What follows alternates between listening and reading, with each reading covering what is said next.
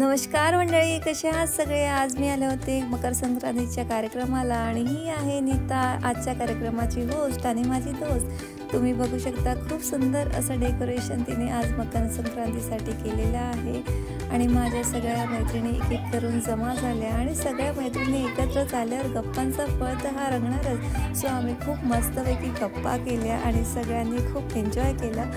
माझ्या सगळ्या सुगरत मैत्रिणींनी खूप सुंदर सुंदर असे पदार्थ करून आणले होते आणि इकडे फ्रेशली भेळ पण बनवणं चालू आहे। सो तुम्ही बघू शकता खूप मस्त मस्त यम्मी पदार्थ सगळ्यांनी बनवून आणलेले आहेत आणि पाणीपुरी म्हणू नका, ढोकळा म्हणू नका, शेवपुरी म्हणू नका आणि सँडविचेस म्हणू नका। सो सगळे पदार्थ बघून पोटात अगदी कावळे ओरडायला लागले आणि सगळ्यांनी एकदम प्लेटातून पदार्थाचा आस्वाद घ्यायला सुरुवात केली। सो मस्तपैकी आम्ही एन्जॉय केलं आणि सगळं रील वगैरे बनवून झाल्यावर शेवटी फायनली आम्ही हळदीकुंकवाचा कार्यक्रम केला आणि बिचाऱ्या सगळ्या वाट बघतायत की आमचा नंबर कधी येणार। नारळाच्या झाडाला अमृताचा झरा, उल्हासराव माझ्या मंगळसूत्रातला हिरा।